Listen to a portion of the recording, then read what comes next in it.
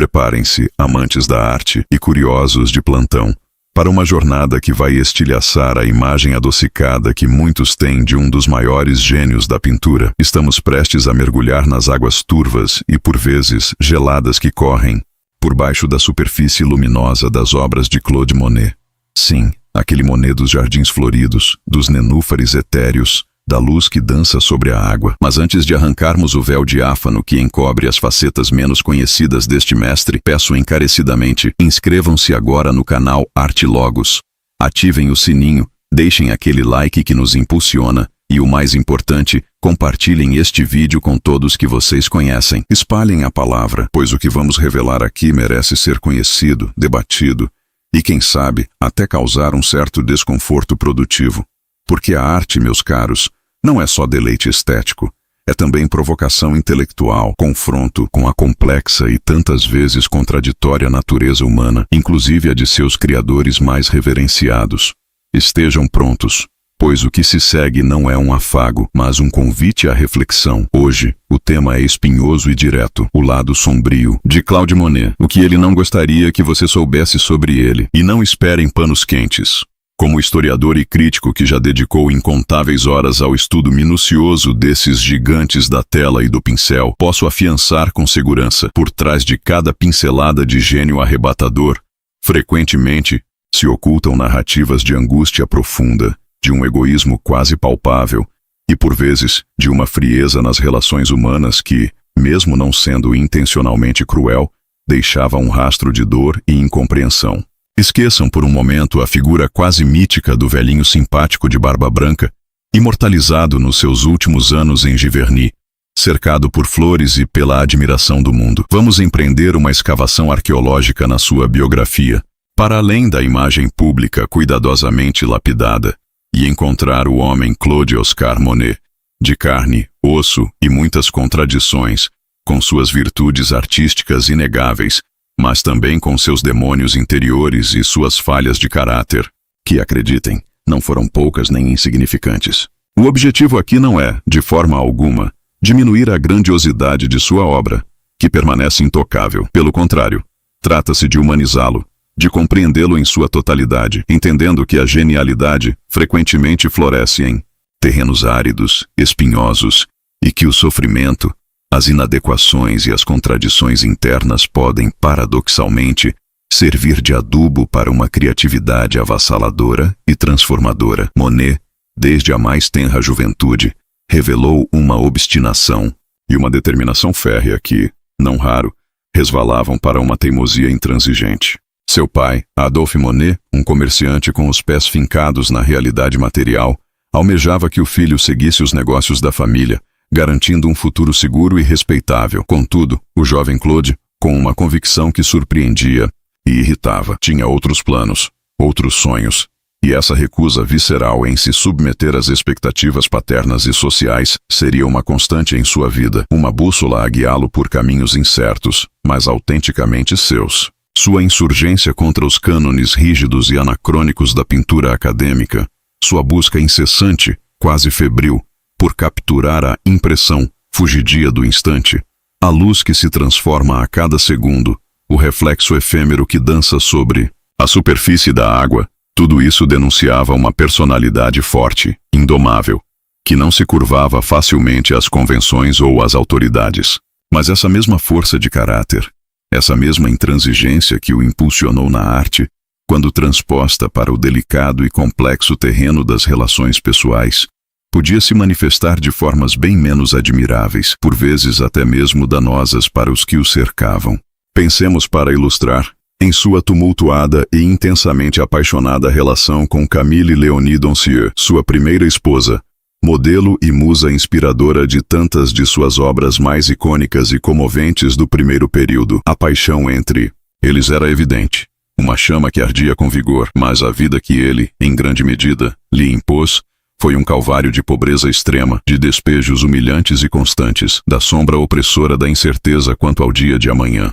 Enquanto Monet, o artista visionário, se entregava com um fervor quase religioso à sua arte sagrada, era frequentemente Camille quem carregava nas costas, muitas vezes em silêncio e solidão, o fardo esmagador das dificuldades domésticas, da fome que corroía as entranhas, do frio que castigava os ossos, da incompreensão de uma sociedade que ainda não estava preparada para a revolução que ele propunha. Ele a amava, sem dúvida alguma, e seu desespero lancinante ao pintá-la em seu leito de morte, naquela tela que é um grito de dor e perda, um requiem em cores e sombras, é palpável, uma obra que transborda uma angústia quase insuportável e uma tentativa desesperada de reter a última imagem da amada. Contudo, a verdade crua, despida de qualquer romantismo idealizador, é que mesmo durante a agonia final de Camille, Monet já mantinha um laço íntimo e complexo com Alice Ochedé, a esposa de seu então patrono e amigo, o colecionador Ernest Ochedé. Uma situação, para dizer o mínimo, eticamente escorregadia, um emaranhado de lealdades, desejos e necessidades que desafia qualquer julgamento moral simplista e apressado. Após a morte de Camille, em setembro de 1879, Monet, juntamente com seus 2 filhos pequenos, Jean e Michel, passou a viver sob o mesmo teto que Alice e seus 6 filhos, numa espécie de arranjo familiar heterodoxo e, por certo, tenso, em Vétheuil, enquanto Ernest Rochedé, arruinado financeiramente e cada vez mais uma figura ausente e fantasmagórica, pairava sobre eles como um espectro de um passado complicado.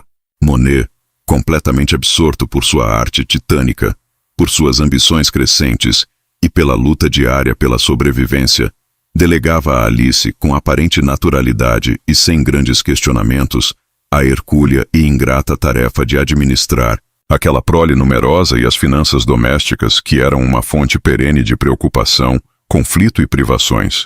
Ele era, inquestionavelmente, um homem de paixões avassaladoras, mas essa intensidade toda parecia, em muitos momentos cruciais, concentrar-se de forma quase exclusiva em sua própria jornada artística, em sua busca pela luz perfeita, deixando um vácuo considerável, um espaço exíguo e insuficiente para as necessidades prementes, tanto materiais quanto afetivas, daqueles que orbitavam sua existência incandescente e, por vezes, inadvertidamente consumidora.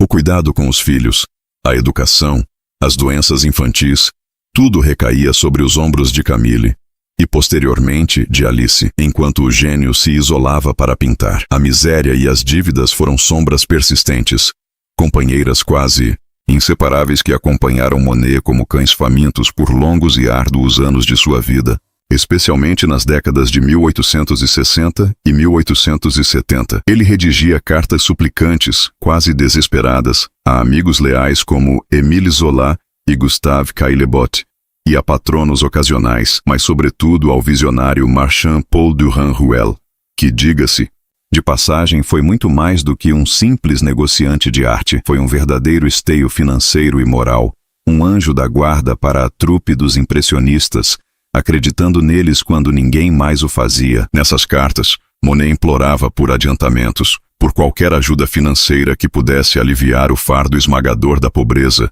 descrevendo a falta de lenha para aquecimento, a ausência de comida na mesa, a ameaça constante de seus credores. Chegou a penhorar seus bens mais preciosos, incluindo telas e objetos pessoais, vivendo perigosamente no fio da navalha da subsistência.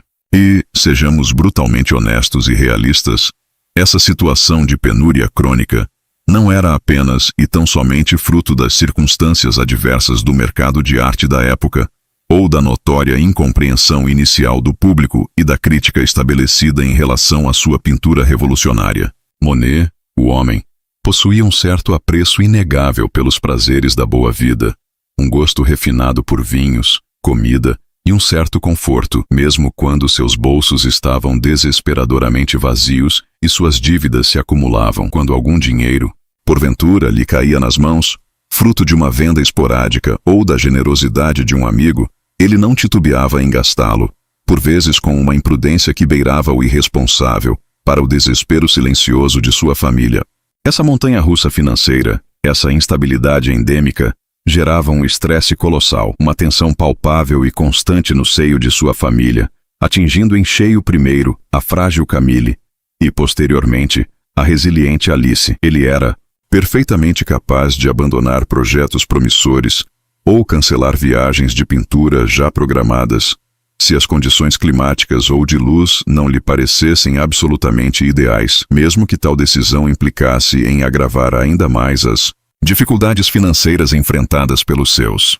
Sua arte, sua busca incessante pela perfeição da impressão, vinha em primeiro, segundo e terceiro lugar, sempre, antes de qualquer outra consideração. E quem, em sã consciência artística, ousaria culpá-lo inteiramente por essa dedicação monomaníaca, quando contemplamos o legado monumental, a beleza transcendente que essa obsessão nos presenteou? Contudo, o custo humano dessa devoção, as cicatrizes emocionais e materiais deixadas no caminho, não podem e não devem ser convenientemente varridos para debaixo do tapete florido e idílico de Giverny. A narrativa heróica de Monet, como o revolucionário romântico, o gênio incompreendido que, sozinho e contra todas as probabilidades, desafia e eventualmente derruba o sistema artístico vigente e conservador da academia, é uma simplificação sedutora, um mito conveniente, mas que carece de nuances importantes e de uma análise mais aprofundada. Ele foi,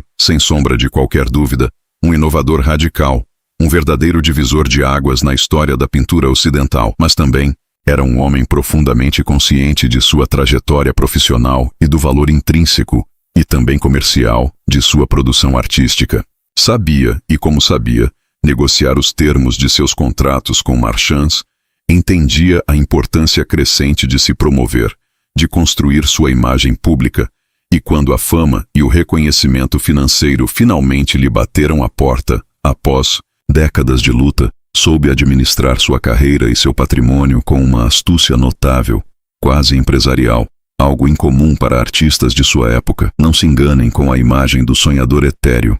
Ele não era um ingênuo perdido em devaneios bucólicos entre suas paisagens idílicas e seus jardins cuidadosamente planejados. Era, antes de tudo, um profissional focado, determinado a conquistar o reconhecimento crítico e a estabilidade financeira que por tanto tempo lhe foram negados e que ele tanto almejava. E nesse percurso árduo e altamente competitivo, podia ser incrivelmente exigente, impaciente até a medula e, em certas ocasiões, francamente intratável e até mesmo rude com aqueles que, a seu ver, não correspondiam às suas elevadas expectativas ou atrapalhavam seus planos, fossem eles marchands influentes como Georges Petit, com quem teve uma relação mais comercial e menos paternalista do que com Durand Ruel, críticos de arte renomados, colegas artistas ou até mesmo amigos próximos e colaboradores de longa data.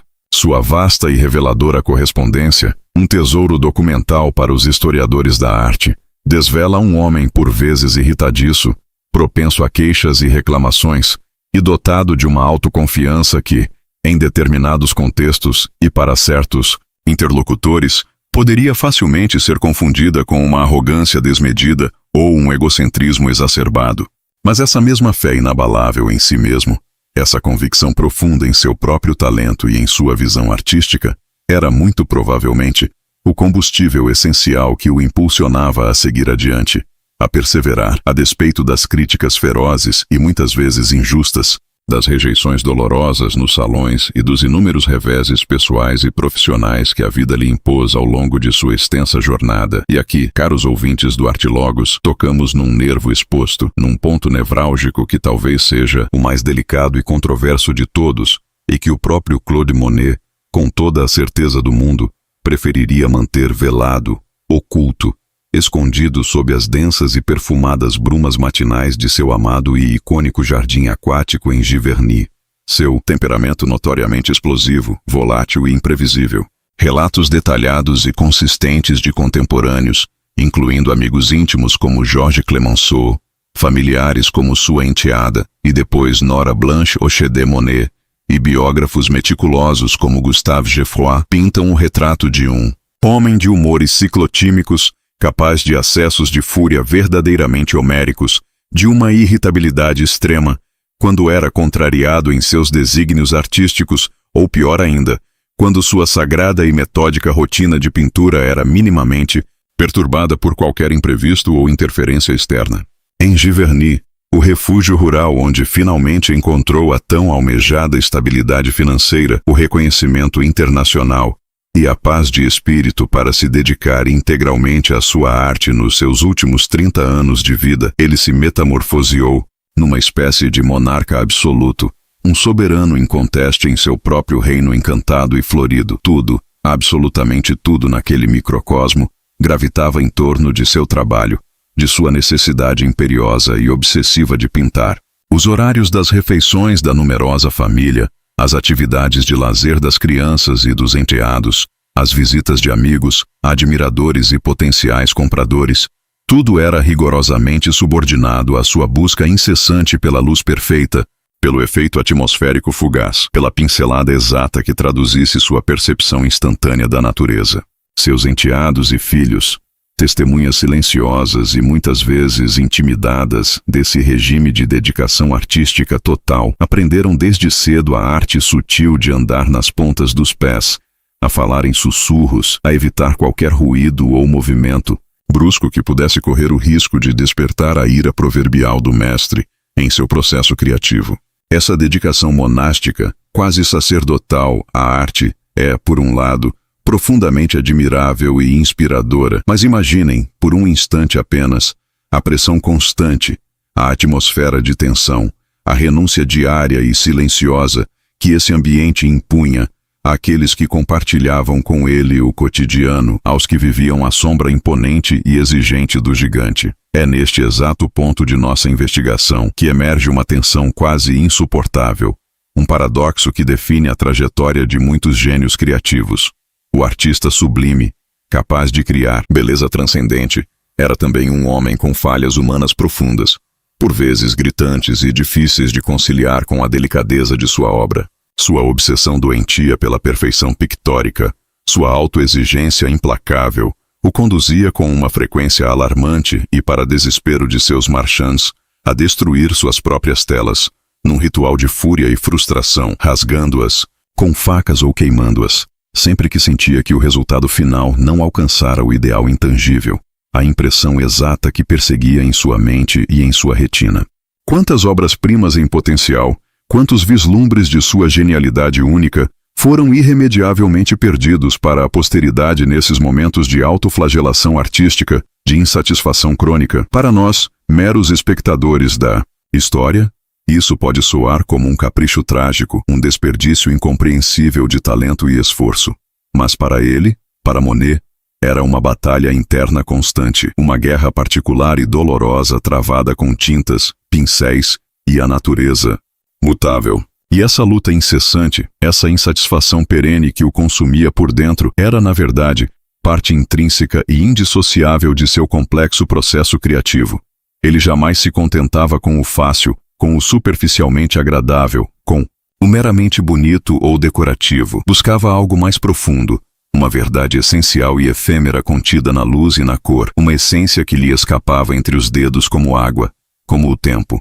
E essa busca frenética, quase desesperada, meus caros amigos e amigas da arte, tem um preço altíssimo, um custo emocional e psicológico considerável, um preço que muitas vezes é pago não apenas pelo artista visionário em sua solidão criativa, mas também, e talvez de forma ainda mais dolorosa e silenciosa, por aqueles que compartilham sua vida, suas angústias, suas glórias e seus tormentos diários. Sua longa e complexa relação com Alice Ochedé, com quem finalmente contraiu matrimônio em 1892, após a morte de Ernest Ochedé, foi, aparentemente, sólida e duradoura, baseada numa profunda cumplicidade e admiração mútua, mas também foi invariavelmente permeada pelas excentricidades, pelas manias obsessivas e pelas exigências férreas do mestre de Giverny, o que certamente não transformou a vida dela num constante mar de rosas, exigindo dela uma paciência e uma capacidade de adaptação admiráveis. Antes de prosseguirmos desvendando mais algumas camadas densas,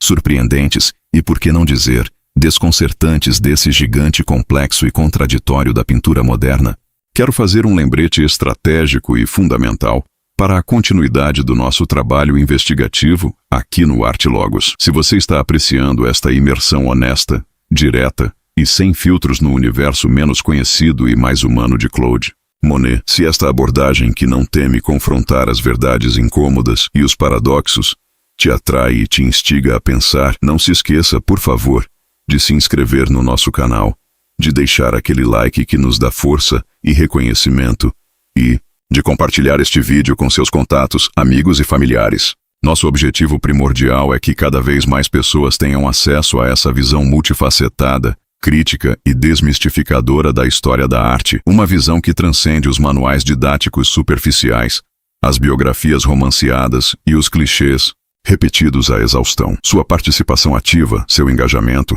é absolutamente crucial para que possamos continuar produzindo conteúdo relevante, aprofundado, original e provocador como este que você está acompanhando neste momento. Pense nisto, ao conhecer o homem real por trás do mito idealizado, com suas luzes e suas muitas sombras, nossa apreciação por sua obra imortal se torna ainda mais rica, mais nuançada e, paradoxalmente, mais humana e compreensível. Voltando ao nosso complexo e fascinante Monet, é imperativo afirmar categoricamente que ele não era um monstro desalmado ou um vilão de opereta, longe, muito longe disso. Era, essencialmente, um homem de seu tempo conturbado e de transição, o século XIX, com todas as suas complexidades, virtudes e contradições inerentes à frágil e imperfeita condição humana, potencializadas em seu caso específico por um talento artístico extraordinário, quase sobre-humano, e por uma sensibilidade exacerbada, uma alma à flor da pele que o tornava particularmente vulnerável às intempéries da vida e da arte. A questão espinhosa e delicada da paternidade também se revela um terreno pantanoso e de difícil navegação na intrincada biografia de Claude Monet, com Jean, seu primogênito com a sofrida Camille, nascido em 1867, e com Michel, o segundo, filho do casal, vindo ao mundo em 1878, pouco antes da morte da mãe. A relação paterna parece ter sido marcada por uma distância considerável, por uma certa negligência afetiva, especialmente durante os longos e amargos anos de luta incessante contra a pobreza extrema, a obscuridade artística e o reconhecimento tardio. Monet estava tão profundamente imerso, quase afogado, em sua batalha titânica pela sobrevivência material e pela afirmação de sua visão artística revolucionária que, quase inevitavelmente, a vida familiar, as demandas domésticas cotidianas e as necessidades afetivas prementes de seus filhos pequenos acabavam relegadas a um segundo, talvez terceiro, plano em suas prioridades existenciais. Foi a figura forte e pragmática de Alice Ochedé quem, com sua energia inesgotável, sua capacidade administrativa e sua dedicação maternal, acabou assumindo um papel central e fundamental não apenas na criação e educação de seus próprios 6 filhos, fruto de seu casamento com Ernest, mas também na dos 2 meninos órfãos de mãe de Monet, preenchendo na medida do possível um vácuo afetivo e prático deixado pelo pai, absorto em sua arte e em seus próprios demônios. E mesmo quando a maré financeira finalmente virou a seu favor, a partir da década de 1890, trazendo prosperidade, segurança material e reconhecimento internacional, a prioridade absoluta de Monet, o centro de seu universo, continuava sendo seu jardim meticulosamente cuidado e transformado em obra de arte viva em Giverny e suas telas intermináveis, sua busca incessante pela luz. Será que existe um certo egoísmo intrínseco, uma necessidade quase patológica de isolamento e autoabsorção, inerente ao gênio criador? Uma premência vital de se proteger das demandas mundanas, das trivialidades do cotidiano, das interrupções externas, para poder dar vazão plena e irrestrita à sua força criativa avassaladora? É uma pergunta incômoda, provocadora, e a resposta, muito provavelmente, inclina-se para um sim cauteloso e nuançado. E essa característica, é bom frisar para evitar generalizações apressadas, não é uma exclusividade de Monet, é um padrão comportamental, uma dinâmica psicológica que se repete, com variações de intensidade e manifestação na biografia de inúmeros outros grandes artistas ao longo da história, um fardo pesado, talvez um mal necessário para a criação de obras que transcendem o tempo. Outro aspecto da vida e da carreira de Monet, que ele, muito provavelmente, preferiria que não fosse tão minuciosamente explorado, analisado e debatido publicamente, é sua complexa, multifacetada e por vezes tensa e competitiva relação com outros artistas de seu círculo íntimo e do cenário artístico parisiense da época. Embora tenha sido inegavelmente uma figura central, um dos pilares e um catalisador fundamental no surgimento e consolidação do movimento impressionista, participando ativamente de várias de suas exposições seminais e revolucionárias. Entre 1874 e 1886, ele também era um indivíduo ferozmente independente, cioso de sua autonomia criativa e, em certas ocasiões, abertamente competitivo, e até mesmo um tanto desdenhoso em relação a alguns de seus pares. Suas amizades com figuras proeminentes como Camille Pissarro, Auguste Renoir, Alfred Sisley e Edgar Degas eram genuínas e importantes em muitos aspectos, forjadas na camaradagem da luta comum contra o academicismo opressor e a incompreensão da crítica oficial, mas também eram frequentemente pontuadas por rivalidades artísticas latentes ou manifestas, por divergências estéticas profundas, por disputas de egos e, por que não dizer, por uma dose considerável de inveja mútua e desconfiança. Monet possuía uma visão cristalina, pessoal e intransigente de seu próprio caminho artístico, e não hesitava um instante sequer em se afastar do grupo, em seguir carreira solo, em buscar seus próprios canais de exposição e venda, quando sentia que seus objetivos pessoais e suas ambições artísticas já não se alinhavam com os ideais coletivos ou com as estratégias do grupo. Sua decisão estratégica, a partir de meados da década de 1880, de expor individualmente com marchands poderosos como Georges Petit, buscando ativamente o reconhecimento e a consagração do Salão Oficial de Paris, aquele mesmo salão que tanto havia criticado e combatido em sua juventude rebelde e iconoclasta, e do mercado de arte burguês em franca ascensão, foi interpretada por alguns de seus antigos companheiros de trincheira impressionista, como Pissarro, como uma espécie de traição, um abandono dos princípios originais, cooperativos e contestadores do movimento. Mas, para Monet, essa era uma questão de puro pragmatismo, de sobrevivência profissional e, acima de tudo, de uma afirmação contundente de sua singularidade, de seu valor individual como artista e de sua ambição de alcançar o topo. Ele sabia exatamente o que queria para sua carreira e não media esforços nem palavras para alcançar seus objetivos, mesmo que isso implicasse em ferir suscetibilidades ou romper laços de amizade. Sua relação com Cézanne, por exemplo, era de admiração mútua, mas também de uma certa distância, enquanto com Degas, as farpas e as críticas ácidas eram frequentes, apesar do respeito subjacente. E o que podemos dizer de sua relação com o mundo exterior, para além dos portões e dos muros altos de seu paraíso particular, e autossuficiente em Giverny, especialmente durante seus últimos e prodigiosamente produtivos anos de vida, quando a fama internacional já estava mais do que consolidada e sua figura era quase lendária, um monumento vivo da arte moderna. Monet, gradualmente e de forma consciente, transformou-se numa espécie de eremita recluso em seu próprio Éden florido e aquático, um monge laico dedicado ao culto obsessivo da luz, da cor e das sensações visuais.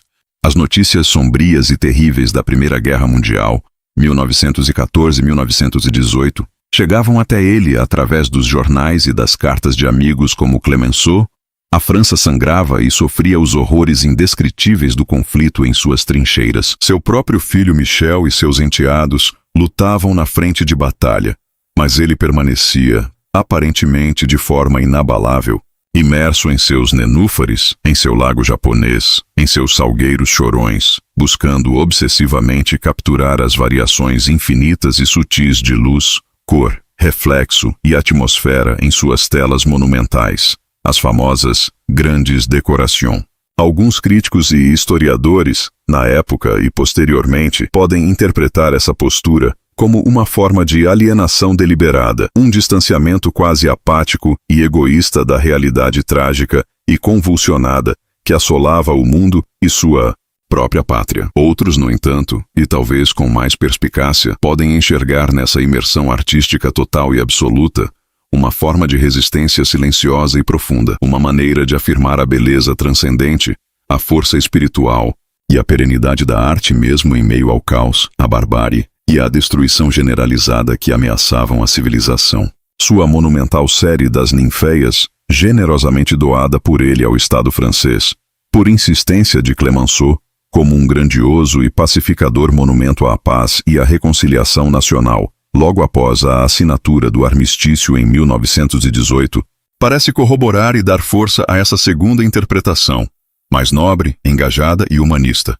Mas ainda assim, e apesar desse gesto magnânimo, persiste a imagem de um homem que construiu meticulosa e obsessivamente seu próprio universo particular e que, com o passar dos anos, cada vez mais se refugiava e se isolava nele, talvez como uma forma de autoproteção instintiva contra as dores, as angústias e as feiuras do mundo exterior, ou talvez mais profundamente, por uma necessidade intrínseca e visceral de sua alma de artista, uma busca incessante por um absoluto estético, por uma comunhão mística com a natureza que transcendesse as contingências da história. A questão delicada e dramática de sua visão, severamente afetada por cataratas bilaterais progressivas em seus últimos 20 anos de vida, adiciona mais uma camada de drama, sofrimento físico e psicológico, e complexidade à sua já intrincada e fascinante biografia. A doença insidiosa, que ameaçava roubar-lhe o instrumento mais precioso e indispensável de seu ofício, seus olhos argutos, treinados e hipersensíveis à luz e à cor, o mergulhou em longos e excruciantes períodos de profunda angústia, desespero, frustração e depressão paralisante. As cores que ele percebia estavam irremediavelmente alteradas, distorcidas. Os azuis e verdes se confundiam, os amarelos e vermelhos se intensificavam de forma quase alucinatória. O mundo visual se tornava progressivamente turvo, embaçado. Uma névoa leitosa e constante que o impedia de distinguir as nuances sutis que eram a própria essência de sua arte. Alguns historiadores da arte e especialistas em sua obra, como Patrick Trevor Roper, especulam, com bons fundamentos oftalmológicos e estilísticos, que as tonalidades mais escuras, quase sombrias, por vezes barrentas, e as formas cada vez mais abstratas, gestuais e desconstruídas de suas últimas e poderosas obras, especialmente as pintadas entre 1918 e 1922, antes da cirurgia, são um reflexo direto e pungente dessa condição visual debilitante e da sua tentativa hercúlea de continuar pintando apesar dela. Ele relutou bravamente, por anos a fio, em si, submeter à arriscada cirurgia de catarata, temendo o risco real de perder completamente a visão, o que para ele seria uma sentença de morte artística e existencial. Quando finalmente cedeu, em 1923, operando um dos olhos, a recuperação foi um processo lento, doloroso, repleto de complicações e incertezas, incluindo a xantopsia, visão amarelada, e a posterior correção com óculos especiais. Imaginem, se puderem por um instante, o tormento indescritível de um pintor que dedicou cada fibra de seu ser, cada minuto de sua existência, a capturar a luz efêmera e a cor vibrante da natureza, e que de repente se vê privado da clareza cristalina de sua percepção, aprisionado num mundo de sombras, distorções e incertezas visuais. Essa luta titânica contra a escuridão iminente, essa persistência obstinada, quase sobre-humana, em continuar pintando mesmo com a visão severamente comprometida, utilizando a memória das cores e a força do hábito, revela, mais uma vez, sua extraordinária e inabalável força de vontade, sua resiliência e sua devoção quase fanática, religiosa, à sua arte, que era, para ele, mais vital que o próprio ar que respirava. Aqui, neste ponto da nossa exploração, chegamos a um momento de suspensão, de expectativa, uma pausa para reflexão, antes de qualquer tentativa de um veredito final, se é que tal coisa existe ou é desejável na análise de uma figura tão monumental e multifacetada. Depois de toda essa exposição crua, dessa dissecação por vezes impiedosa, mas necessária, o que efetivamente resta da figura imponente de Claude Monet, um gênio artístico inquestionável, mas maculado por suas falhas humanas, demasiado humanas, um homem comum em suas virtudes e vícios pessoais, mas agraciado com um talento artístico incomum, quase divino, que o redime de suas imperfeições? A verdade, como quase sempre acontece quando lidamos com a complexidade da experiência humana, é muito mais rica, nuançada e paradoxal, e reside em algum lugar fugidio entre esses extremos simplificadores. Claude Monet era, em sua essência, mais profunda, a própria personificação da contradição humana, elevada à enésima potência. Era capaz de um egoísmo atroz em suas relações pessoais e, ao mesmo tempo, de uma generosidade surpreendente com amigos em necessidade. Podia ser rude, intratável e colérico em seu cotidiano, mas também demonstrava uma sensibilidade extrema à beleza e uma delicadeza quase feminina em suas pinceladas. Era um pragmático calculista em seus negócios e, simultaneamente, um sonhador incurável, um poeta da luz e da água. E é precisamente essa rica, desconcertante e por vezes irritante complexidade que o torna uma figura tão perenemente fascinante, tão real, tão dolorosamente humana, e por isso mesmo, tão moderna e relevante para nós hoje. Seus supostos pecados, suas inegáveis sombras comportamentais e éticas, não diminuem em absolutamente nada a beleza estonteante, a força transcendente e o impacto revolucionário de suas telas imortais. Pelo contrário, essas facetas menos conhecidas e menos lisonjeiras nos lembram de forma contundente e libertadora que a arte mais sublime, aquela que verdadeiramente toca a alma e transforma nossa percepção do mundo, pode brotar, e frequentemente, brota das profundezas mais conturbadas, sombrias e imperfeitas do espírito humano, que os nenúfares serenos, etéreos e quase místicos que tanto admiramos em seus quadros mais famosos flutuavam na realidade concreta de Giverny sobre águas que nem sempre eram límpidas, tranquilas ou puras, mas que refletiam também as tempestades interiores de seu criador. Conhecer o homem Monet, com todas as suas imperfeições gritantes e suas virtudes discretas, com suas misérias e suas grandezas, nos permite apreciar sua vasta e luminosa obra com um olhar mais maduro, mais crítico, mais informado e, paradoxalmente, mais compassivo, mais indulgente e mais profundamente humano. Não precisamos de santos imaculados ou de heróis sem mácula para criar beleza duradoura e significativa. Precisamos sim de seres humanos complexos, falíveis, contraditórios, com toda a sua bagagem de luz e sombra, de glória e miséria, de criação e destruição. Portanto, caros apreciadores da arte, da próxima vez que seus olhos se encontrarem com uma paisagem vibrante de Monet, seja ela os campos ensolarados de papoulas vermelhas em Argenteuil, a fachada mutável e fantasmagórica da Catedral de Rouen, banhada por uma miríade de diferentes luzes atmosféricas, ou os reflexos abstratos e meditativos de seu jardim aquático em Giverny, permitam-se, por um instante, lembrar do homem complexo, contraditório e intensamente humano, por trás do pincel mágico e da paleta de cores deslumbrante. Lembrem-se de suas lutas incessantes pela sobrevivência e pelo reconhecimento, de seus sacrifícios pessoais e, crucialmente, dos sacrifícios muitas vezes invisíveis e não reconhecidos, que ele, por ação ou omissão, impôs àqueles que o amaram e o acompanharam em sua jornada, de suas paixões avassaladoras que o consumiam por inteiro, de suas angústias existenciais e artísticas que o assombravam até o fim da vida. Lembrem-se que aquela luz divina, aquela atmosfera palpável que ele tão magistralmente soube capturar e eternizar em suas telas, talvez fosse, em última análise, uma forma desesperada, urgente e catártica de exorcizar suas próprias trevas interiores, seus demônios particulares, suas insatisfações crônicas. E ao fazerem essa conexão profunda e honesta entre o homem e a obra, entre a biografia e a arte, vocês não estarão, de forma alguma, profanando sua memória sagrada ou diminuindo seu legado artístico incomensurável. Pelo contrário, estarão enriquecendo exponencialmente sua própria experiência estética, tornando-a mais completa, mais significativa, mais verdadeira. Porque a grande arte, meus amigos e amigas do Arte Logos, não é apenas sobre o que vemos na superfície da tela, sobre a beleza formal ou a habilidade técnica.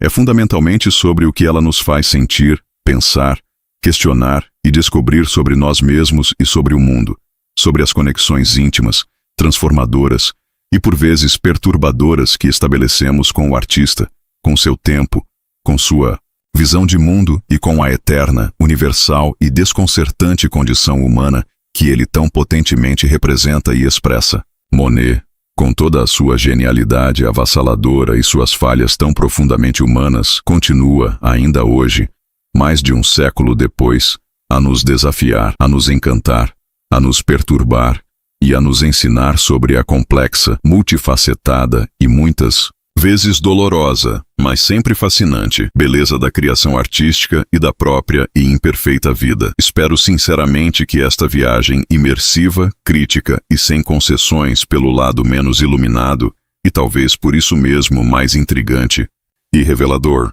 de Claude Monet tenha sido tão estimulante e instigante para vocês quanto é para mim, como historiador e crítico, revisitar e reinterpretar constantemente esses aspectos negligenciados ou suavizados da vida de um artista que, apesar de tudo, ou talvez precisamente por causa de tudo isso, tanto admiro e estudo. E antes de nos despedirmos por hoje, quero reforçar, com renovado entusiasmo e convicção, o convite que lhes fiz no início desta nossa conversa. Se você ainda não faz parte da nossa crescente comunidade de amantes da arte que pensam criticamente, inscreva-se agora mesmo no canal Arte Logos. Temos muitos outros mergulhos profundos como este programados e já disponíveis, explorando os bastidores, as polêmicas, as genialidades e as humanidades da vida e da obra dos grandes mestres da história da arte, sempre com um olhar investigativo, honesto, apaixonado e, ouso dizer, corajoso e independente. Deixe seu like valioso se este conteúdo ressoou com você de alguma forma, se o fez pensar ou sentir algo novo. Compartilhe generosamente este vídeo com seus amigos, familiares, colegas e com todos aqueles que buscam um entendimento mais profundo, nuançado e desmistificado da arte e de seus criadores. E claro, não deixe de conferir nossos outros vídeos, já disponíveis no canal, pois há um universo vasto de histórias fascinantes, análises provocadoras, debates estimulantes e descobertas surpreendentes esperando para ser desvendado aqui no Arte Logos. Muito obrigado pela sua preciosa atenção, pela sua companhia nesta jornada, e até a próxima. E que a arte, em todas as suas múltiplas e complexas manifestações, continue a nos provocar intelectualmente, a nos transformar emocionalmente e a nos iluminar espiritualmente, mesmo e especialmente, quando nos confronta corajosamente com suas próprias e inevitáveis sombras e contradições.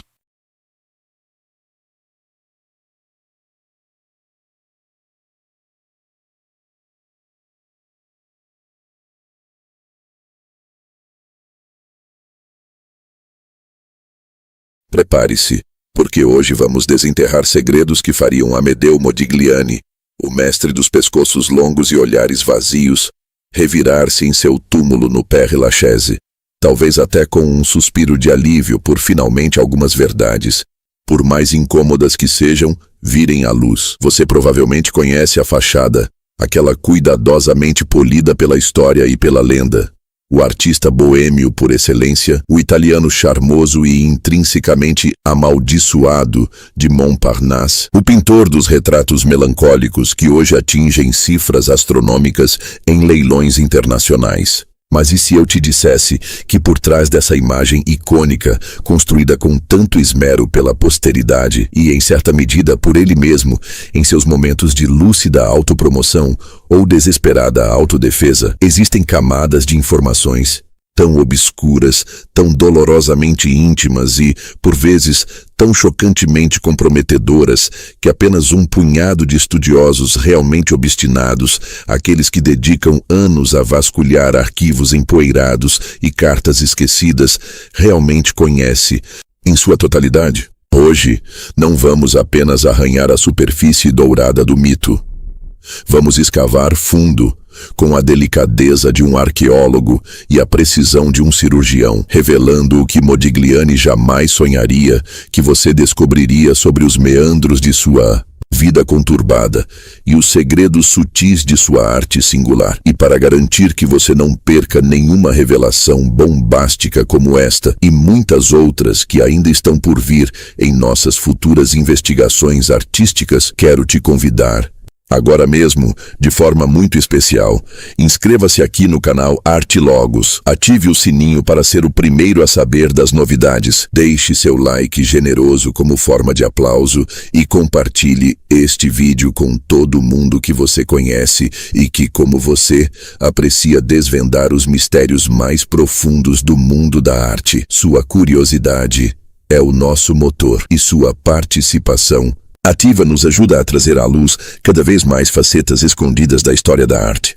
Fique conosco, porque o que você vai ouvir e refletir hoje pode mudar para sempre sua visão sobre este gênio atormentado e sua obra imortal. Muitos estão cientes da saúde cronicamente frágil de Amedeo Modigliani, da tuberculose que o consumiu. lenta e inexoravelmente. Contudo, o que raramente se aprofunda com a devida atenção é o impacto visceral e formativo que essa condição teve em sua psique desde a mais tenra idade. Um aspecto crucial que foi meticulosamente registrado nos diários de sua mãe, Eugénie Garçon. Uma mulher de notável cultura, com ascendência sefardita e francesa, Eugénie não apenas documentou as frequentes enfermidades do filho, mas também sua inteligência aguçada e precoce, sua sensibilidade quase dolorosa ao mundo e uma aversão visceral à mediocridade. Ela o chamava afetuosamente de filósofo e percebia nele uma necessidade intrínseca de se destacar, de ser excepcional. Essa pressão autoimposta e familiar para alcançar a grandeza, somada às devastadoras crises de pleurisia na infância e febre tifoide na adolescência, experiências que o fizeram confrontar a morte de perto e, segundo alguns biógrafos importantes como Pierre Sichel, o levaram a fazer um juramento solene de se dedicar inteiramente à arte caso sobrevivesse. Forjou um caráter intensamente orgulhoso, impaciente com o banal e imbuído de uma urgência criativa quase desesperada. Não se tratava apenas da tuberculose que o acometeu de forma mais virulenta na fase adulta. Era um longo e doloroso histórico de fragilidade física que o tornou agudamente ciente da efemeridade da vida de uma forma brutal e inescapável. Esse conhecimento íntimo e constante da morte não apenas o impulsionou a pintar com uma voracidade febril, como se cada tela fosse a última, mas também alimentou uma espécie de niilismo hedonista, uma necessidade premente de viver intensamente cada momento, mesmo que isso significasse flertar perigosamente com a autodestruição através do álcool e das drogas. O que poucos sabem, ou convenientemente ignoram, é que antes mesmo de sua chegada transformadora a Paris, durante suas viagens formativas pela Itália, especialmente em Florença e Veneza, onde absorveu a arte dos grandes mestres, ele já demonstrava um comportamento errático, uma certa melancolia e um fascínio por figuras marginais e desajustadas, características que a atmosfera libertária e decadente da capital francesa apenas exacerbou e tornou mais visíveis. Sua consciência da morte não era uma pose romântica, mas uma companheira constante e sombria. Quando pensamos nas influências artísticas que moldaram o estilo inconfundível de Modigliani, os nomes que imediatamente vêm à mente são os de Constantin Brancusi, com sua busca pela essência escultórica, e o impacto profundo da arte africana, especialmente as máscaras e estatuetas rituais com sua estilização expressiva. Isso é absolutamente correto, mas perigosamente incompleto se quisermos compreender a verdadeira profundidade de sua formação. O que muitos ignoram ou tratam de forma superficial é a extensão e a seriedade de seu estudo sobre os primitivos italianos, aqueles mestres que floresceram antes do auge da Renascença. Ele nutria uma admiração especial pelos artistas da escola de Siena, como Simone Martini, Duccio di Buoninsegna e os irmãos Ambrogio e Pietro Lorenzetti. A linearidade elegante e fluida, a pureza quase abstrata da forma, a paleta de cores, sóbria e uma certa melancolia espiritual e aristocrática presentes nas obras desses mestres medievais e do início do Renascimento ecoam de forma surpreendente e poderosa em seus retratos e nus. Modigliani não era um selvagem talentoso que pintava por puro instinto, como alguns críticos da época tentaram rotulá-lo. Ele era um artista profundamente culto, com um repertório visual vastíssimo e uma compreensão sofisticada da história da arte. Sua decisão de trilhar um caminho singular, rejeitando as correntes vanguardistas dominantes como o cubismo, que ele considerava excessivamente cerebral e fragmentador da figura humana, e o futurismo, cujo culto à máquina e à velocidade lhe era estranho, não nasceu da ignorância ou da incapacidade, mas de uma convicção estética profunda e bem fundamentada. Ele via nessas correntes uma tendência à desumanização da arte, enquanto sua busca incessante era pela verdade humana, pela captura da alma individual, daquela melodia interior que ele acreditava existir em cada pessoa. Outro detalhe crucial, frequentemente subestimado, é sua relação íntima e constante com a literatura. Ele era um leitor voraz e apaixonado de poetas como Dante Alighieri, cujos versos ele recitava em italiano com frequência, Charles Baudelaire, Arthur Rimbaud e, especialmente, o Conde de Lautréamont, Isidore Ducasse, autor de Os Cantos de Maldoror. Essa imersão profunda no universo poético, particularmente no simbolismo e no decadentismo, certamente nutriu a sensibilidade exacerbada, o lirismo trágico e a atmosfera enigmática de sua obra pictórica. Seus amigos mais próximos, como o poeta Max Jacob, recordam que ele podia declamar longos e sombrios trechos de Maldoror de cor, muitas vezes em momentos de intensa embriaguez e fúria criativa, como se canalizasse o espírito rebelde e atormentado do poeta.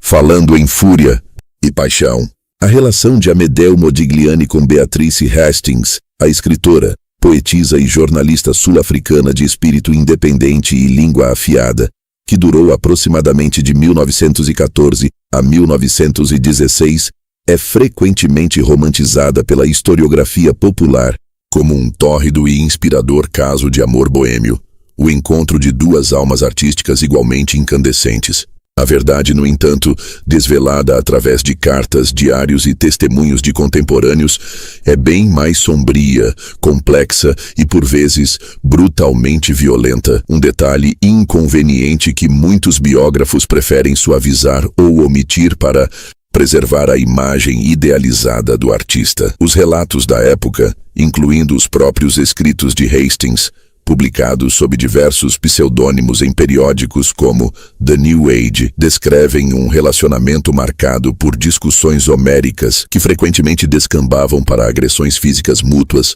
um ciúme patológico e uma dependência emocional destrutiva. Há testemunhos vívidos de Modigliani atirando Beatrice pela janela de um café em Montparnasse, felizmente do andar térreo, o que evitou uma tragédia maior, e de ambos se engalfinhando em público com uma ferocidade que chocava até mesmo os padrões libertinos da época. Ela, com sua inteligência cáustica, o apelidou de Pérola e Porco, reconhecendo seu gênio inegável, mas também expondo sem rodeios sua crueldade quando embriagado e seu alcoolismo galopante. Essa intensidade destrutiva, paradoxalmente, coincidiu com um período de grande efervescência criativa para Modigliani, que pintou Beatrice inúmeras vezes em retratos que capturam com maestria tanto sua inteligência aguçada e seu ar desafiador, quanto uma certa dureza e melancolia em seu olhar.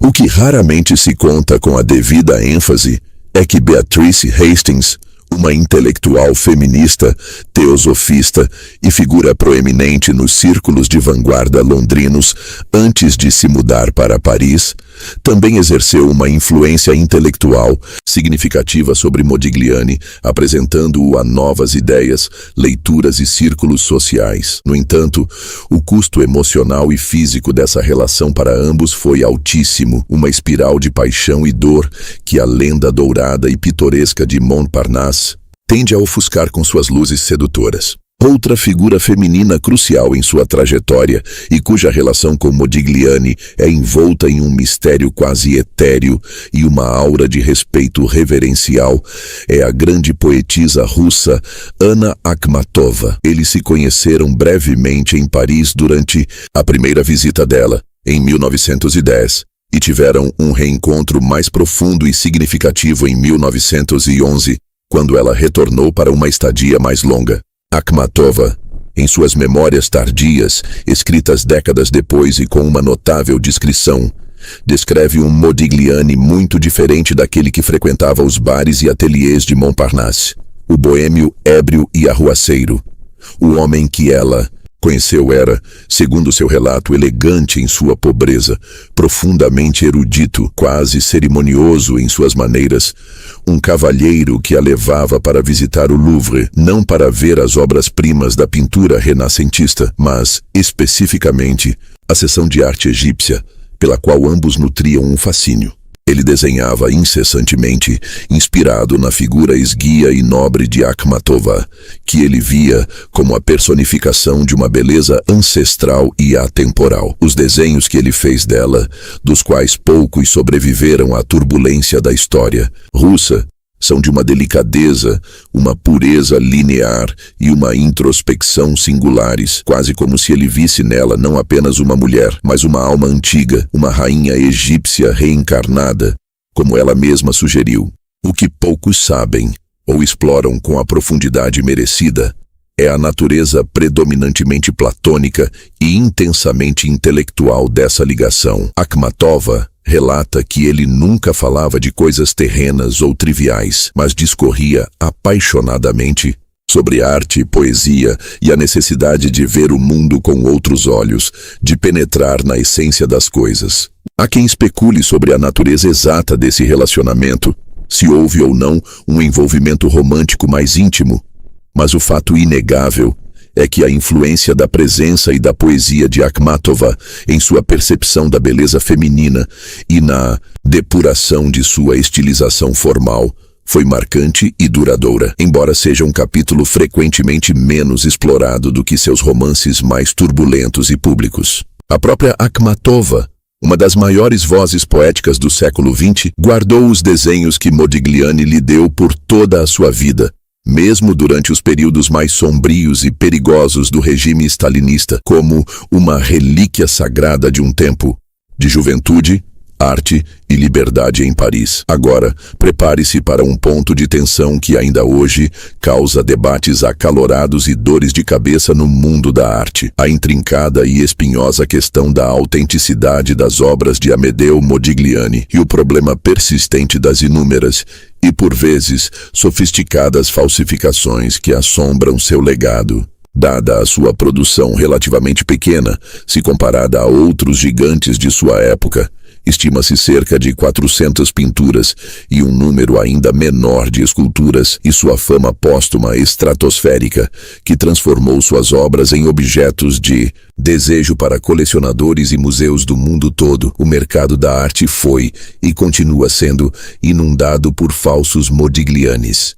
Mas o que realmente choca, e que muitos especialistas e casas de leilão preferem não comentar abertamente, é o quão incrivelmente difícil pode ser, mesmo para os olhos mais treinados e experientes, distinguir um Modigliani autêntico de uma falsificação bem executada, especialmente quando se trata de desenhos e estudos em papel, onde a linha é o elemento primordial. Existem inúmeras histórias, algumas confirmadas e outras sussurradas nos bastidores, de colecionadores renomados, curadores de museus importantes e até mesmo membros da família do artista que foram enganados por obras falsas. O próprio estilo linear de Modigliani, que à primeira vista pode parecer simples e fácil de imitar, com seus contornos fluidos e suas formas estilizadas, esconde sutilezas de toque, de pressão do lápis ou do pincel, e uma alma ou sentimento que são quase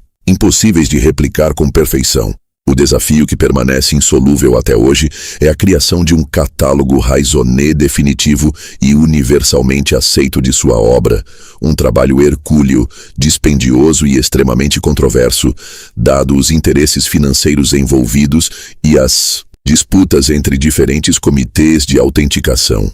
O que ninguém te conta com todas as letras é que existem Modiglianis por aí, em coleções privadas de prestígio, e, pasme, até mesmo em algumas exposições públicas, cuja autenticidade é no mínimo duvidosa, para não dizer altamente questionável. Essas obras alimentam um mercado cinzento e controverso, lançando uma sombra de incerteza sobre o estudo de sua produção e desafiando constantemente a expertise e a integridade dos conhecedores. Este é um verdadeiro campo minado para qualquer pesquisador sério. Falemos agora de uma figura central na carreira tardia de Modigliani, seu principal marchand e, em muitos aspectos, seu anjo da guarda e explorador simultaneamente, Leopold Zborowski.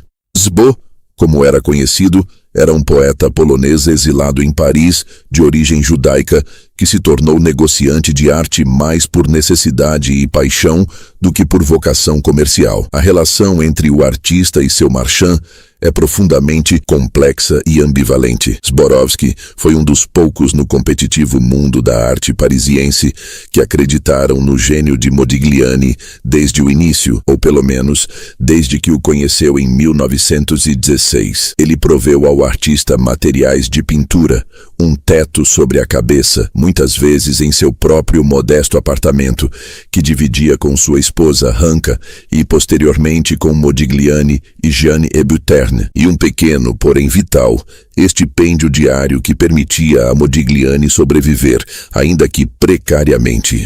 Foi Zborowski quem, com grande esforço e poucos recursos, organizou a única exposição individual de Modigliani em vida na pequena galeria Berthe Weil, em dezembro de 1917. Aquela mesma exposição que foi sumariamente fechada pela polícia parisiense poucas horas após sua inauguração, por causa dos nus considerados indecentes para a moral da época. No entanto, o que frequentemente não se revela com a clareza necessária é a natureza, por vezes, desconfortavelmente exploratória dessa relação.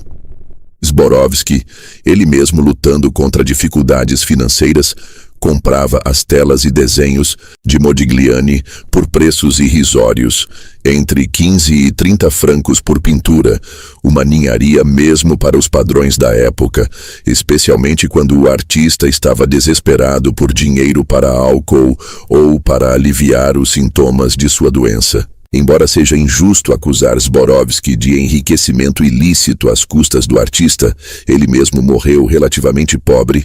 Há um debate legítimo sobre se ele fez tudo o que estava ao seu alcance para promover Modigliani de forma mais eficaz e profissional, ou se em certa medida se aproveitou da vulnerabilidade extrema, da doença progressiva e do desespero do pintor. Modigliani, por sua vez, era um cliente notoriamente difícil, orgulhoso ao extremo, errático em seus hábitos de trabalho e muitas vezes relutante em entregar as obras concluídas, preferindo usá-las como moeda de troca em bares ou para pagar dívidas. A verdade, provavelmente, reside em um meio-termo cinzento. Zborowski, apesar de seus esforços genuínos e de uma admiração sincera pelo talento de Modigliani, também se beneficiou objetivamente da miséria e da urgência do artista, um paradoxo doloroso e comum nas relações entre artistas e marchands daquela era de ouro da boemia parisiense, mas que no caso de Modigliani assume contornos particularmente trágicos e moralmente complexos. E aqui vai aquele lembrete amigo, para você que está acompanhando cada revelação com o coração na mão. Se você está chocado, curioso ou simplesmente fascinado com essas nuances desconhecidas da história da arte, não guarde essa experiência só para você. Inscreva-se agora mesmo no Arte Logos, deixe seu like para que saibamos que você está apreciando esta jornada e compartilhe este conteúdo para que mais pessoas possam descobrir esses segredos e refletir conosco. A história dos nus de Amedeo Modigliani e o escândalo que marcou sua única exposição individual em 1917 é relativamente conhecida. Um marco na história da censura artística. Mas o que poucos realmente detalham e analisam é o porquê exato desse escândalo, para além da simples nudez. Afinal, a tradição do nu na arte ocidental é secular, remontando à antiguidade clássica e atravessando séculos de representação. O que verdadeiramente chocou a sensibilidade da burguesia parisiense e, mais pragmaticamente, o chefe de polícia do bairro, não foi apenas a nudez em si, embora a representação de corpos femininos contemporâneos e não de figuras mitológicas ou alegóricas idealizadas já fosse um passo ousado. O elemento verdadeiramente transgressor, o que tornou aquelas pinturas indecentes aos olhos da moral vigente, foi a representação explícita e naturalista dos pelos pubianos, um tabu absoluto na arte acadêmica da época e, de forma ainda mais crucial, o olhar direto, confiante e, por vezes, desafiador de algumas das modelos. Elas não se apresentavam como deusas distantes ou ninfas passivas, mas como mulheres reais, de carne e osso, conscientes de sua sensualidade e encarando o espectador sem falso pudor ou submissão. Era uma modernidade crua, uma honestidade desarmante que rompia violentamente com as convenções hipócritas e os eufemismos visuais que ainda dominavam a representação do nu feminino. Berthe Weil, a corajosa e pioneira galerista que ousou expor Modigliani, defendeu o artista e sua obra com veemência, mas foi coagida pela polícia a retirar os quadros mais ofensivos da vitrine e, posteriormente, a encerrar a exposição prematuramente. O que raramente se menciona ou se destaca como prova de sua integridade artística é que, mesmo após esse episódio traumático e prejudicial à sua reputação, Modigliani continuou a pintar nus com a mesma franqueza e a mesma estilização elegante, demonstrando sua teimosia característica e sua convicção artística inabalável. Ele não estava interessado em agradar o gosto conservador ou em alcançar o sucesso comercial fácil, mas em expressar sua visão particular da beleza feminina, uma beleza que era ao mesmo tempo carnal, terrena e, paradoxalmente, elevada a um plano de pura forma e harmonia linear. E agora, chegamos a um momento de suspensão e expectativa que envolve a figura mais trágica e, talvez, a mais incompreendida do círculo íntimo de Modigliani, sua derradeira musa, companheira e mãe de sua filha Jeanne Hébuterne. Todos conhecem, ou pelo menos já ouviram falar, de seu ato final e desesperado: o suicídio, atirando-se da janela do apartamento de seus pais, grávida de quase 9 meses do segundo filho do casal, apenas um dia após a morte de Modigliani por meningite tuberculosa. É uma história de amor e morte que alimenta a lenda romântica do artista amaldiçoado. Mas o que permanece dolorosamente obscuro para muitos, e que a sombra da tragédia tende a encobrir, é a personalidade complexa, a sensibilidade artística e o talento genuíno da própria Jeanne Hébuterne. Ela não era apenas a companheira, devotada e sofredora, a pálida musa dos retratos melancólicos de Modigliani. Era uma pintora talentosa por direito próprio, com um estilo distintivo e em evolução, influenciada por seu companheiro, sim, como seria natural, mas também com traços visíveis do simbolismo tardio, da arte dos nabis e de uma sensibilidade muito particular. Seus autorretratos, retratos de Modigliani e outras poucas obras que sobreviveram revelam uma alma introspectiva, uma técnica apurada e uma artista com um potencial considerável que foi brutalmente interrompido. O que ninguém te conta com a devida ênfase é o quão radical e corajosa foi sua decisão de se unir a Modigliani, um artista estrangeiro, judeu, notoriamente pobre, doente e com fama de boêmio desregrado, contra a vontade ferrenha e intransigente de sua família católica, conservadora e burguesa, que via essa união como uma desonra e uma loucura. Sua vida ao lado dele foi marcada por um crescente isolamento social, dificuldades financeiras extremas e o fardo constante de cuidar de um homem cada vez mais consumido pela doença e pelo álcool. A expectativa que fica, a pergunta que ecoa dolorosamente através do tempo é: e se ela não tivesse tomado aquela decisão fatal? E se ela tivesse encontrado forças para viver, para criar sua filha e para continuar sua própria jornada artística? Que tipo de obra ela teria produzido? Teríamos hoje um conhecimento mais profundo, mais íntimo e talvez menos idealizado sobre os últimos anos de Modigliani, através de seus olhos, de suas palavras e de sua arte. Seu sacrifício, embora seja frequentemente interpretado como o testemunho supremo de um amor desesperado e absoluto, também silenciou uma voz artística promissora e apagou uma perspectiva feminina crucial sobre a vida e a obra do próprio Modigliani, deixando um vazio que a história da arte ainda lamenta. Um dos capítulos mais inacreditáveis, quase farsescos, e ainda assim pouco divulgados pelo grande público sobre a construção póstuma do mito de Modigliani, é o infame episódio conhecido como o Livorno Hoax, a farsa de Livorno, ocorrido em 1984. Para celebrar o centenário de nascimento do artista, foi organizada uma grande e ambiciosa exposição retrospectiva em sua cidade natal, Livorno, na Toscana.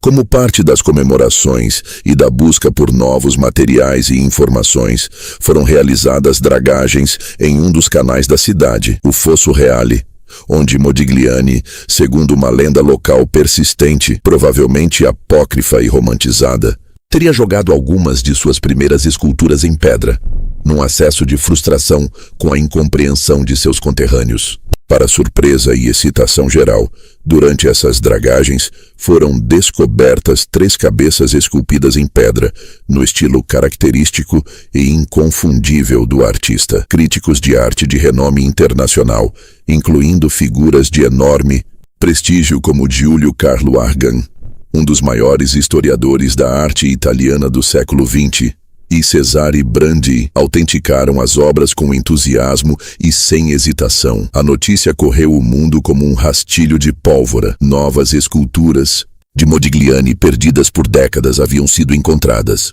O problema, que viria à tona algumas semanas depois, é que as esculturas eram, na verdade, falsificações grosseiras, quase caricaturais, feitas por 3 jovens estudantes locais como uma brincadeira, uma provocação ao establishment artístico.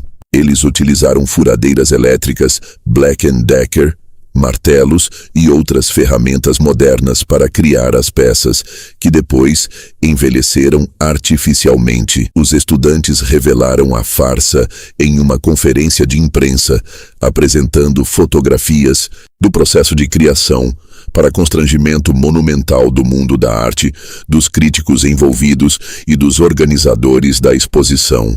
Este episódio tragicômico não apenas expôs de forma embaraçosa a credulidade, a pressa e, por vezes, a arrogância dos especialistas, mas também o enorme apetite do mercado e do público por novas obras de Modigliani.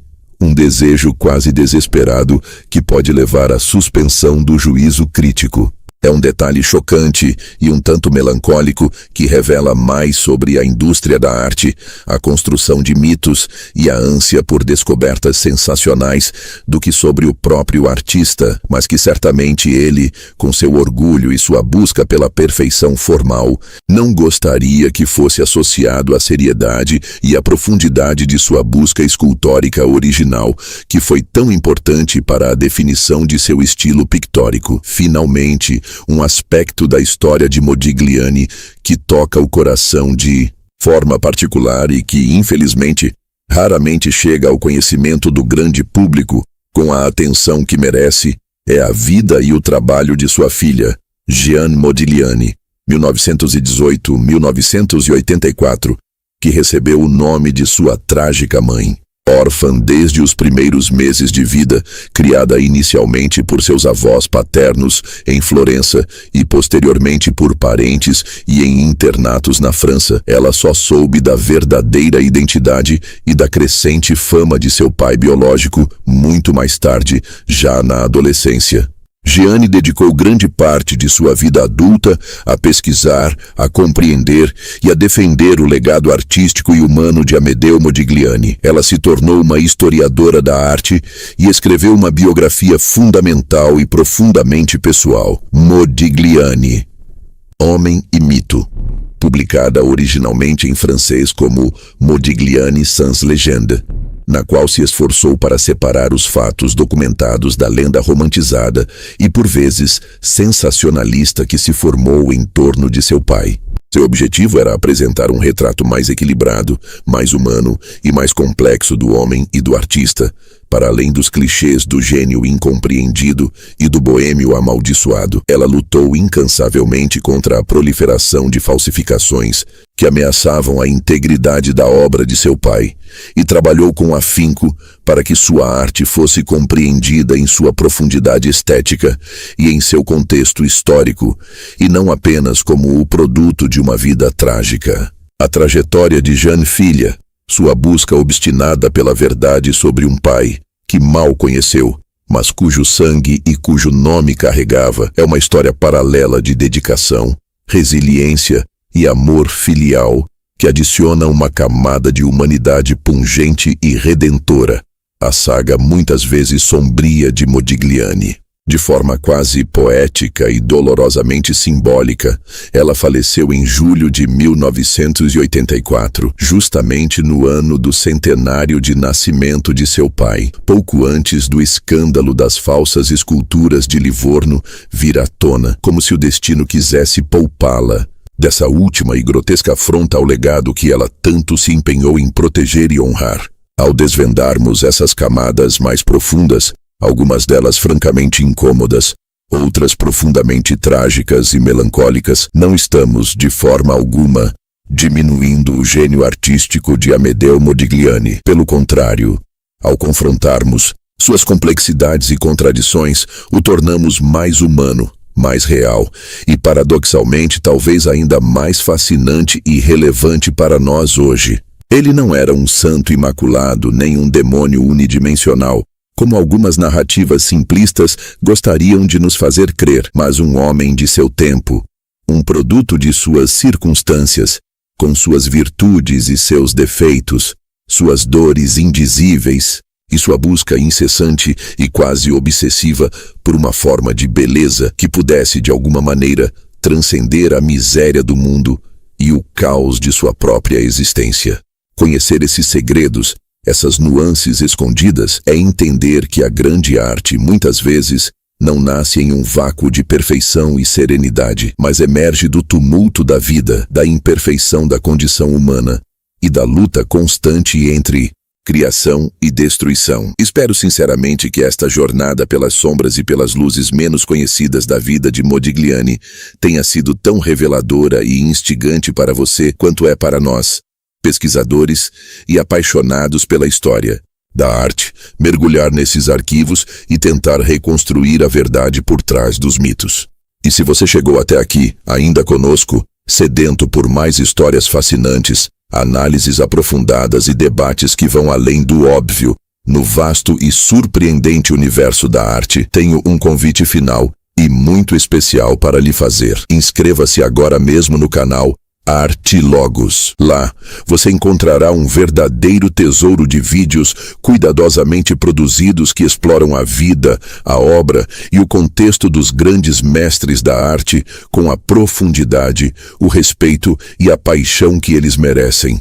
Não se esqueça de compartilhar nossos vídeos com seus amigos e familiares, deixar seu like como forma de reconhecimento e, claro, maratonar todo o conteúdo instigante que já está disponível em nosso acervo. Sua curiosidade é a nossa maior inspiração e o motor que nos impulsiona a continuar desvendando os segredos da arte. Muito obrigado pela sua valiosa companhia e até a nossa próxima e estimulante descoberta no Artilogos.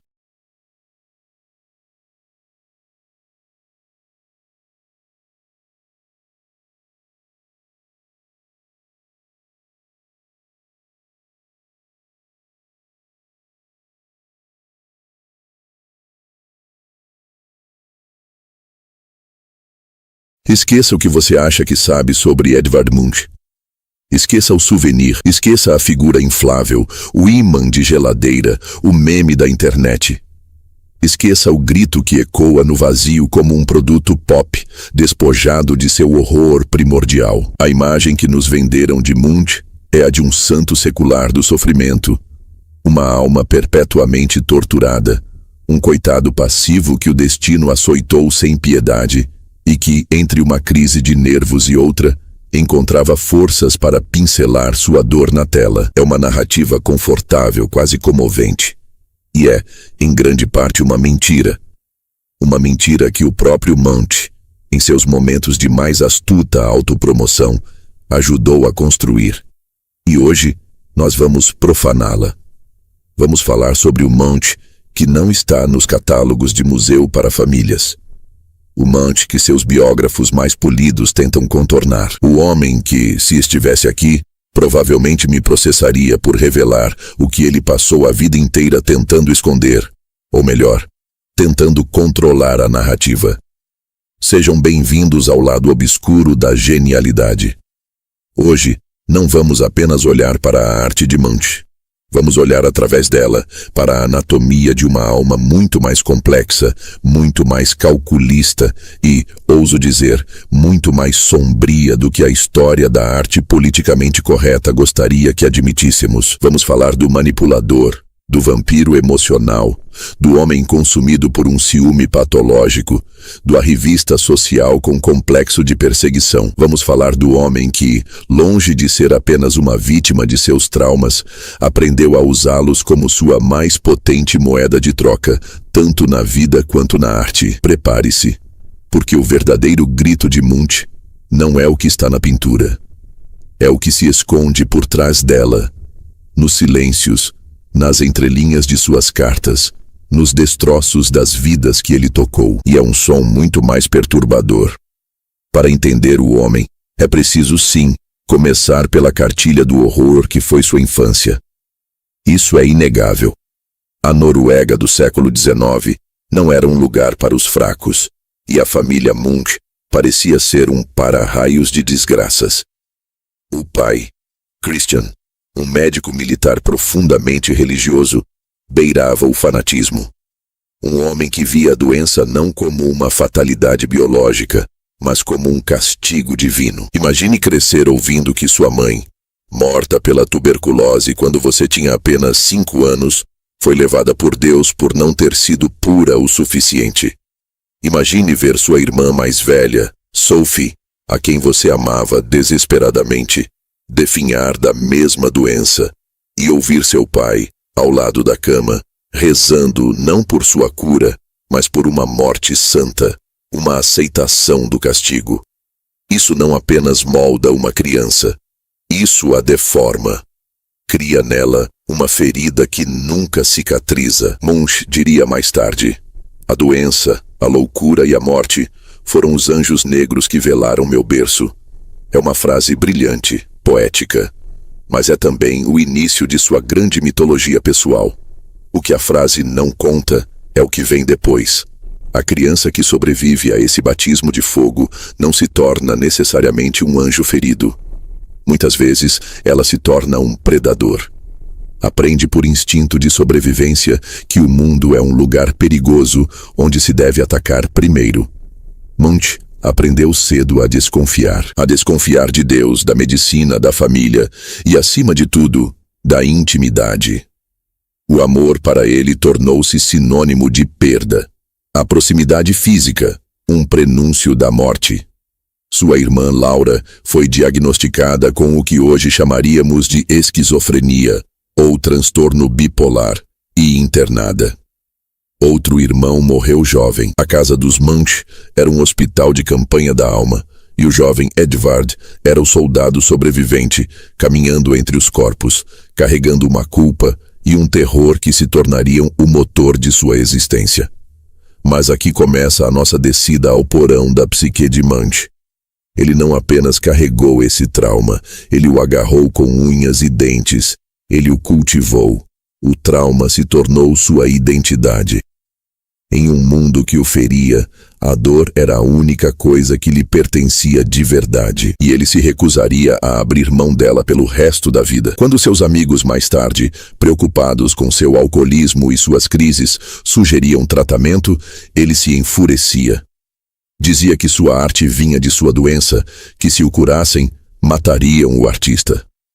Meus sofrimentos são parte de mim e da minha arte, escreveu ele. Eles são indistinguíveis de mim, e sua destruição destruiria minha arte. Eu quero manter esses sofrimentos. Pense na profundidade aterrorizante dessa declaração. Não é o lamento de uma vítima, é o manifesto de um homem que fez um pacto com seus próprios demônios. Ele não queria a paz. Ele precisava da guerra. A tranquilidade, a felicidade doméstica, a normalidade burguesa que muitos de seus contemporâneos buscavam eram, para ele, a morte da criatividade. Ele precisava do caos, da angústia, da ferida aberta. E quando a vida, por acaso, não lhe proporcionava sofrimento suficiente, ele tinha um talento extraordinário para criá-lo. É aqui que entramos no capítulo mais incômodo de sua biografia, aquele que ele detestaria que fosse dissecado com tanta frieza: suas relações com as mulheres. A mitologia munkiana o pinta como o eterno amante traído, o homem sensível esmagado pela crueldade feminina. Suas pinturas parecem confirmar isso. A mulher é a vampira que suga a força vital do homem, a Medusa, a Salomé, a pecadora que o arrasta para a perdição. O vampiro, ciúme, Madonna, o catálogo de suas ansiedades misóginas é vasto. Mas e se eu lhe dissesse que na maioria das vezes o monstro era ele? Munch era magneticamente atraente para as mulheres. Tinha a aura do gênio torturado, do homem profundo que precisava ser salvo. Era uma isca irresistível para as mulheres da Boemia Cristiânia, a futura Oslo e de Berlim, mulheres que, elas mesmas, buscavam uma vida menos convencional. Mas o que elas encontravam não era um amante apaixonado. Encontravam um buraco negro de insegurança e necessidade. Munch não amava mulheres. Ele as consumia. Ele as via como espelhos para sua própria dor, como catalisadoras para a angústia que ele precisava para pintar. Ele iniciava os romances com uma intensidade febril, quase desesperada. Mas assim que a mulher se entregava, ele recuava, aterrorizado. O pavor da intimidade, forjado em seu berço cercado de morte, entrava em ação. Ele se tornava frio, distante, cruel. Acusava-as de tentar prendê-lo, de querer destruir sua liberdade e sua arte. Ele as testava, as provocava, as empurrava para o limite, esperando a traição que ele tinha certeza que viria. Era uma profecia autorrealizável. Ao tratar a mulher como uma inimiga em potencial, ele a transformava em uma. Seu caso mais famoso e mais destrutivo foi com Tuula Larsen. Tuula não era uma donzela ingênua. Era uma mulher rica, liberada, da alta sociedade, que se apaixonou perdidamente por ele. Ela o perseguiu pela Europa. Queria casar-se com ele, dar-lhe a estabilidade que ele nunca teve. Para Munch, isso era o inferno. Casamento, filhos, uma casa. Era a aniquilação de seu pacto com o sofrimento. Ele a repelia com uma crueldade calculada. Fugia dela, humilhava-a em público, mas nunca a deixava ir completamente. Mantinha-a por perto, como uma fonte de drama da qual ele podia se alimentar. Essa relação atingiu seu clímax em um dos episódios mais controversos e mal compreendidos da vida de Munch. O incidente do tiro. A versão oficial, a versão de Munch, é que Tuula, em um acesso de desespero, tentou se matar com um revólver na frente dele, e que, na luta para desarmá-la, a arma disparou acidentalmente, estilhaçando um dedo de sua mão esquerda. Um acidente trágico que o marcou para sempre. Ele passou o resto da vida pintando a cena, remoendo o trauma, a mão ferida se tornando um símbolo de sua crucificação pelo amor feminino. Mas há outra versão da história, muito menos heróica. Uma versão sussurrada pelos amigos de Tuula. Uma versão que faz muito mais sentido psicológico. Nessa versão, não havia tentativa de suicídio. Havia uma discussão violenta, uma das muitas. Munch, bêbado e fora de si, em um de seus surtos de fúria paranoica, teria pegado a arma, talvez para ameaçá-la, talvez em um gesto de autodrama. E no caos que se seguiu, ele atirou em si mesmo. Não por acidente, mas em um ato de autopunição e manipulação suprema. Pense bem, qual cenário é mais poderoso? O amante ferido tentando salvar sua amada louca? Ou o gênio torturado que, para selar sua imagem de mártir e se livrar de uma mulher que ameaçava sua preciosa miséria, se mutila, transformando seu próprio corpo na tela final de seu sofrimento? Ao se ferir, ele vencia a batalha.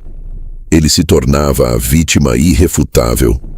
Ele ganhava uma cicatriz física para provar suas feridas emocionais. E, mais importante, ele tinha a desculpa perfeita para finalmente expulsar Tuula de sua vida, acusando-a de ser a causa de sua desgraça. Foi um ato de genialidade perversa. Ele não apenas viveu sua arte, ele a encenou com sangue de verdade. E o dedo perdido tornou-se sua mais valiosa relíquia, o troféu de sua guerra pessoal, que ele exibiria pelo resto da vida como prova de que o amor mata. O que ele não dizia é que naquela noite ele foi o assassino e a vítima. E não foi um caso isolado. Ele mantinha um caso com a esposa de um de seus amigos, o pintor Johann Rode. O caso era um segredo aberto no círculo deles. Munch, consumido pelo ciúme, não da esposa, mas do fato de que ela pertencia a outro, pintou uma de suas mais aterrorizantes telas de ciúme. Nela, o marido traído é retratado com um rosto verde, doentio, enquanto o casal de amantes flutua em um mundo à parte. Munch não estava pintando a dor do amigo, estava pintando seu próprio triunfo sádico. Sua própria capacidade de infiltrar e destruir a paz doméstica que ele tanto desprezava e talvez invejava. Ele era um vampiro emocional. Precisava da vitalidade, da paixão e do drama dos outros para se sentir vivo, e depois os retratava como monstros por lhe darem exatamente o que ele havia provocado. Mas a escuridão de Munch não se limitava à sua vida amorosa. Ela permeava cada aspecto de sua existência, incluindo sua carreira. Novamente, a imagem popular é a do artista incompreendido, lutando sozinho contra um mundo conservador que não o aceitava. E sim, no início, ele enfrentou escândalo e rejeição. Sua primeira grande exposição em Berlim, em 1892, foi fechada após uma semana, em meio a um clamor de críticos que chamaram sua arte de anarquista e um insulto. Mas aqui está o segredo que Munch, o homem de negócios, detestaria que você soubesse. O escândalo foi a melhor coisa que poderia ter lhe acontecido. Ele percebeu, com uma intuição de marketing genial, que a notoriedade era mais valiosa que a aceitação. Ele se tornou, da noite para o dia, o nome mais falado na cena artística alemã.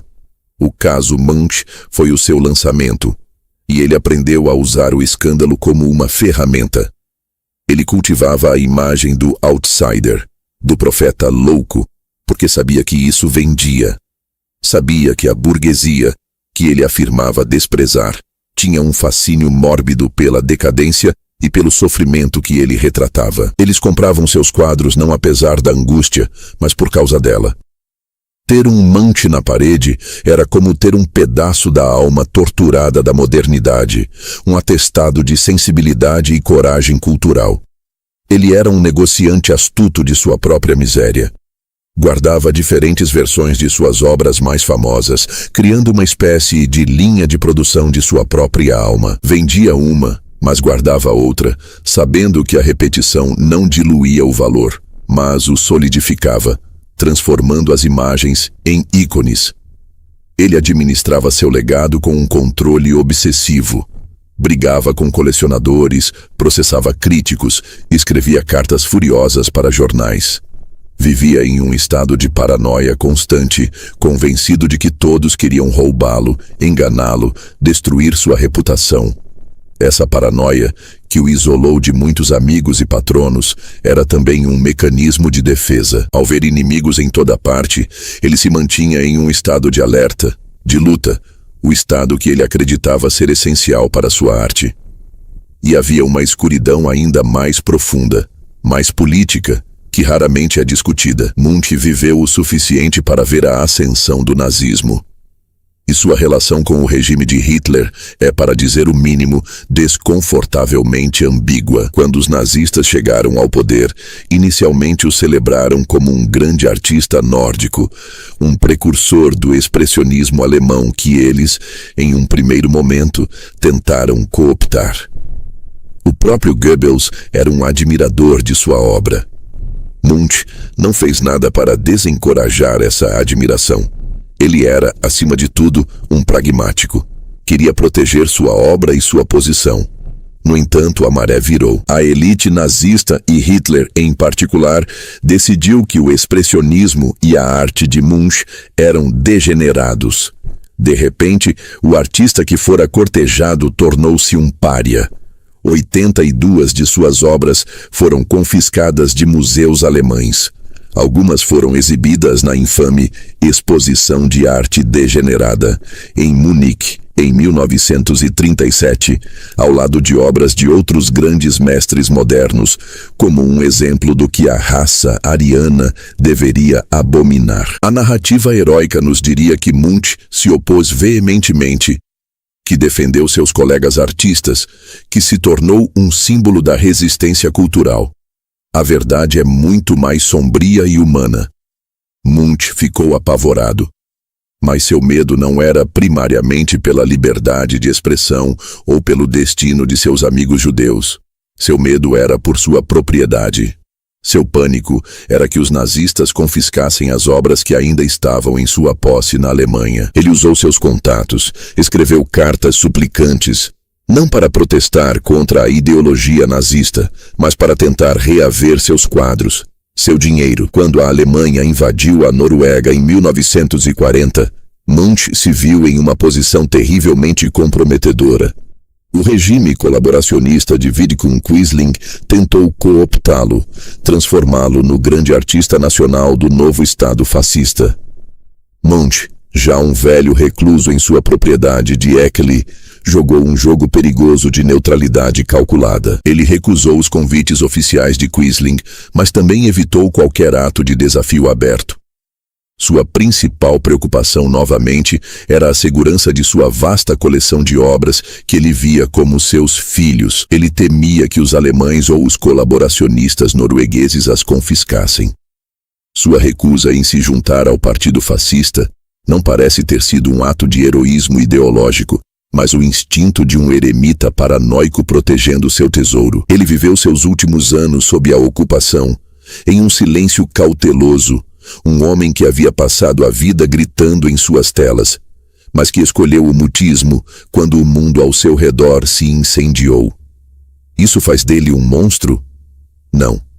Faz dele um ser humano. Um ser humano complexo, falho, egocêntrico, cujo instinto de autopreservação, tanto física quanto artística, superou qualquer impulso de heroísmo público. Ele não era um combatente da resistência.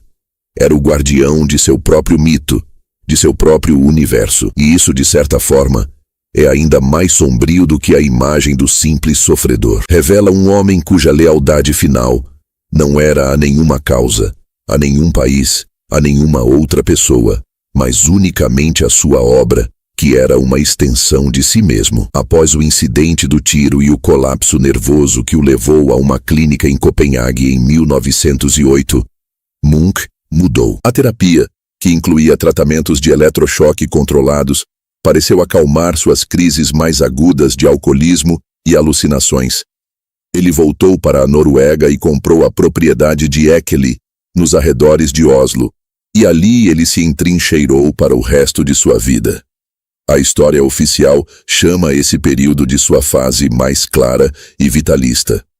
Ele pintou murais para a Universidade de Oslo com imagens de um sol radiante e figuras saudáveis. Parecia que o velho Munch, o arauto da morte e da angústia, havia finalmente encontrado a paz. Outra mentira conveniente. Eckeley não era um refúgio de paz. Era uma fortaleza. Era o castelo de um rei solitário e desconfiado.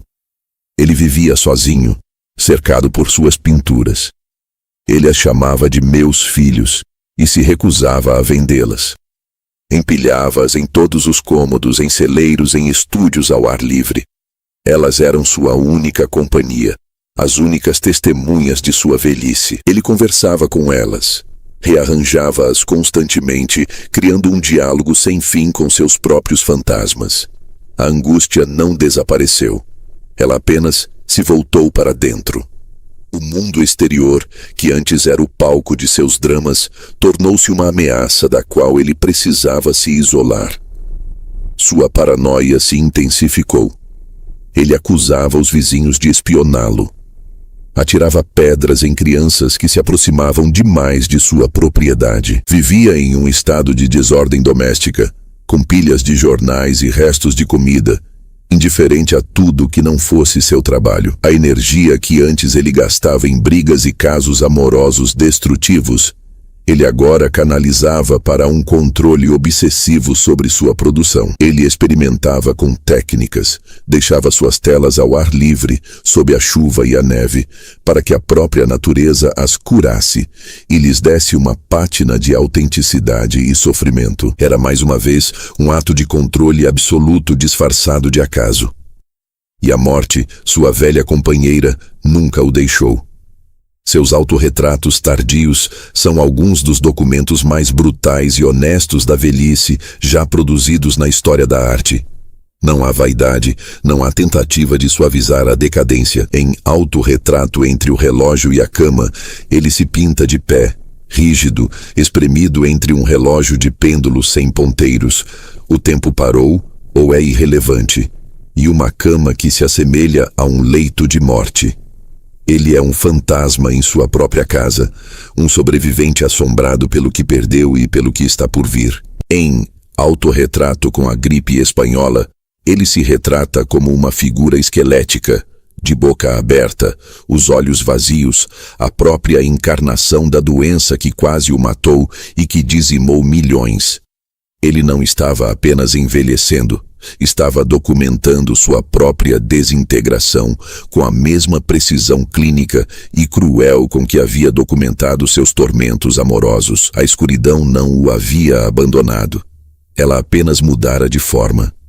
Era menos teatral, menos performática, mas talvez ainda mais profunda. Era a escuridão da solidão absoluta, a escuridão de um homem que afastou todos de si e ficou sozinho com a única coisa que nunca o traiu: sua arte.